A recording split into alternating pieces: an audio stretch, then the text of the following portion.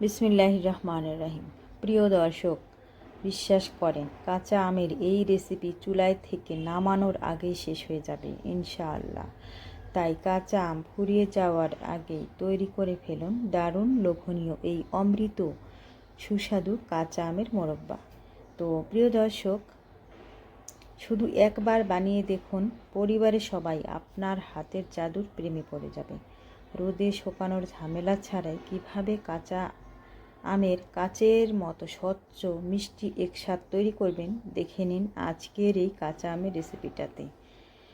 তো সবাই শুরু থেকে শেষ পর্যন্ত দেখবেন, তাহলেই কিন্তু ইনশাআল্লাহ বুঝতে পারবেন যে আজকের কাঁচা আমের রেসিপিটা কিভাবে তৈরি করেছি আর এত দুর্দান্ত হয়েছে কেন, কী জন্য চুলাই থেকে নামানোর আগে শেষ হয়ে যাবে আজকের এই কাঁচা আমের রেসিপিটা।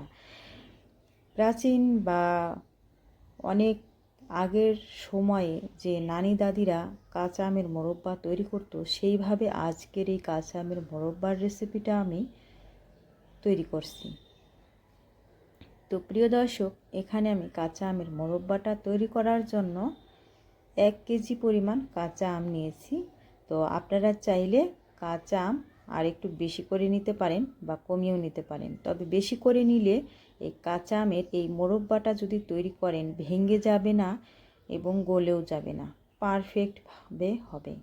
তো এই পারফেক্টভাবে কাঁচা আমের মোরব্বা তৈরি করার জন্য তো অবশ্যই নানি দাদিদের হাতের রেসিপি ফলো করতেই হবে। কারণ আগের সময়ে এত কেমিক্যাল, এত ওষুধ বা এত কিছু ছিল না। তারা কিন্তু সবচেয়ে বেশি সময় সুস্থ থাকতো, বেশি দিন বেঁচে থাকতো। তাই আজকের এই কাঁচা আমের মোরব্বার রেসিপিটা আমি সেই নানি দাদিদের হাতের কাঁচা আমের মোরব্বার রেসিপিটাই শেয়ার করছি। এই 1 কেজি আম আমি প্রথমে পরিষ্কার করে ধুয়ে তারপর খোসা ছাড়িয়ে এইরকম করে 2 টুকরো করে নিচ্ছি। এই 2 টুকরোকে আবার আরও টুকরো টুকরো করে নিব। আমি এখানে বটি দিয়ে এই আমগুলোর খোসা ছাড়িয়ে নিচ্ছি এবং কেটে নিচ্ছি। আপনারা ছুরি দিয়েও কিন্তু এই কাজটা করতে পারেন। আর অবশ্যই প্রথমে কিন্তু আমটাকে ধুয়ে নেবেন, কারণ বাজার থেকে বা গাছ থেকে কেনা হয় আমগুলো, গাছ থেকে পাড়া হয়, অনেক ময়লা থাকতে পারে, তো ধুয়ে নিলে ভালো হয়। এখন সবগুলো আম এরকম পিস পিস করে কেটে নিয়েছি, যাতে মোরব্বাটা তৈরি করার পর খেতে সুবিধা হয়। তো এখন আবার পানি দিয়ে ধুয়ে নিচ্ছি। আম কাটার পর কিন্তু কষ পানি বের হয়, তো ধুয়ে নিলে খুব ভালো হয়। তো এখন পরিষ্কার করে ধুয়ে নেওয়ার পর এখানে আবারও পানি দিয়ে দিচ্ছি। এখন চুন পানিতে আমি এই আমগুলোকে ভিজিয়ে রাখবো কিছুটা সময়, মানে 2 ঘন্টা সময়। তো এখানে আমি 1 টেবিল চামচের মতো চুন দিয়েছি, 1 টেবিল চামচের একটু কম হবে। এখন এটাকে ভালো করে মিশিয়ে আমি 2-3 ঘন্টার জন্য রেস্টে রেখে দেব। আর এইভাবে রেস্টে রেখে দিলে আমটা হবে স্বচ্ছ কাচের মতো, কিন্তু আমের উপরের আবরণটা থাকবে ঠিকঠাক মতো, একটু গলে যাবে না, আর চিনি শিরাটা ভালো মতো প্রবেশ করবে। আমাকে একটা আপু প্রশ্ন করেছিল যে আপু, চুন খেলে তো শরীরের জন্য খুব ক্ষতি হয়।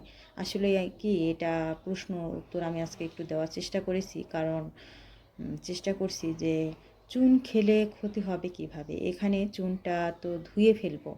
আর প্রাচীন সময়ে দেখেন নানি দাদিরা কিন্তু, আগের সময় নানি দাদিরা এই চুন দিয়ে কিন্তু মোরব্বা তৈরি করতো, তারা চুন দিয়ে পান খেত, কিন্তু তাদের সেরকম ক্ষতি হতো না। তারা দীর্ঘদিন, মানে 100-200 বছরও, 150 বছর, 120 বছর পর্যন্ত বেঁচে থাকতো, কিন্তু তারা সুস্থ থাকতো। তখন কিন্তু কোনো রকমের ওষুধ বা কেমিক্যাল জাতীয় কোনো খাবার ছিল না। আর দেখুন এখানে চুন ব্যবহার করেছি দেখে আপনি এটা বলতেছেন। আচারের মধ্যে কিন্তু চিনি ব্যবহার করা হয়, চুনের চেয়ে কিন্তু আবার চিনি বেশি ক্ষতিকর, যেটা আপনারা সকলেই খুব ভালো জানেন। তো চিনি দিয়ে কিন্তু রান্না করা হয়, আর চুন দিয়ে কিন্তু ধুয়ে ফেলে দেওয়া হয়। এখানে কিন্তু চুনটা বেশি ক্ষতিকর নয়। তো আশা করি ইনশাল্লাহ আপনি আপনার প্রশ্নের উত্তর কিছুটা হলেও পেয়েছেন আর কি। তো এরপর আমি এখানে পছন্দ মতো চিনি দিয়ে এবং কয়েকটা এলাচ এবং লং দিয়ে, দারচিনি দিয়ে ভালো করে মিশিয়ে এখন চলে আসলাম এই কাঁচা আমের মোরব্বাটা তৈরি করতে।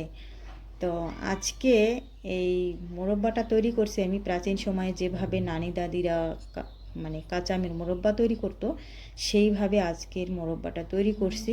আর দীর্ঘদিন পর্যন্ত কিন্তু আপনারা এই মোরব্বার রেসিপিটা সংরক্ষণ করে রাখতে পারবেন। এখন সুন্দর একটা কালার আসার জন্য এখানে আমি হলুদের গুঁড়া দিয়ে দিলাম। আর চুন পানিতে মিশিয়ে রাখলে হয় কি আমের যে কষ্ট আছে সেটা চলে যায়, আর আমটা দীর্ঘদিন পর্যন্ত ভালো থাকে, স্বচ্ছ থাকে। আর আমের যে উপরের আবরণটা আছে, মোরব্বার উপরের আবরণটা, সেটা আস্ত থাকে, কিন্তু এই মোরব্বার ভিতরে সফট মানে চিনি দিয়ে সফট হয়। এটা ভাতের এই কাঁচা আমের মোরব্বা ভাতের সাথে খিচুড়ির সাথে খেতে খুব ভালো লাগে। চাইলে আপনারা এইভাবে তৈরি করে রাখতে পারেন। প্রেশারের ক্ষেত্রে অনেক সময় প্রয়োজন হয়, গরমের সময় খেতে খুব ভালো লাগে। বিভিন্ন সময়ে এই কাঁচা আমের মোরব্বা বিভিন্ন উপকারে আসে। তো এখন ঢাকনা দিয়ে ঢেকে রেখে আমি এই কাঁচা আমের মোরব্বাটা তৈরি করে নিচ্ছি। এর মাঝখানে আমি কয়েকবার নেড়েও দিয়েছি ঢাকনা খুলে। আর চুলার আঁচ কিন্তু এই মুহূর্তে মিডিয়াম টু লো এর মাঝামাঝিতে রাখতে হবে। যখন চিনির শিরাটা টেনে আসবে তখন কিন্তু চুলার আঁচ একদম কমিয়ে দিবেন। আর নামানোর 1 মিনিট পূর্বে ভিনেগার দিয়েছি। আর ক্যামেরা অফে কিন্তু এখানে আমি স্বাদমতো একটু লবণ অ্যাড করেছি। এইরকম যখন রসালো থাকবে চিনি শিরাগুলো তখন কিন্তু নামিয়ে নিতে হবে। আর এই মুহূর্তে একটু ভিনেগার অ্যাড করলে সবচেয়ে বেশি ভালো হয়, আরও বেশি ভালো থাকবে। আর আপনারা যে জারের মধ্যে রাখবেন সেই জার অবশ্যই জারের মধ্যে যখন রাখবেন তখন আচারটাকে একটু ঠান্ডা করে তারপর একটি কাচের জারে তুলে রাখবেন, তাহলে কিন্তু খুব ভালো হয়। তো এখন পরিবেশন করে নিলাম। তো প্রিয় দর্শক, আজকের রেসিপিটা ভালো লাগলে অবশ্যই লাইক কমেন্ট শেয়ার করবেন, আপনাদের পাশের বন্ধুদের সাথে শেয়ার করবেন যারা আছে, তো তারা যেন এই রেসিপিটা দেখে একটু হলেও উপকৃত হয়। তো আজকের কাঁচা আমের এই মোরব্বার রেসিপিটা কেমন লাগলো সবাই কমেন্ট বক্সে জানাবেন। দেখতে পাচ্ছেন কতটা পরিমাণে রসালো এবং হয়েছে রসালো। তো প্রিয় দর্শক, নানি দাদিদের হাতের আজকের এই কাঁচা আমের মোরব্বার রেসিপি শেয়ার করলাম, কেমন লাগলো সবাই কমেন্ট বক্সে জানাবেন। ধন্যবাদ সবাইকে, আল্লাহ হাফেজ।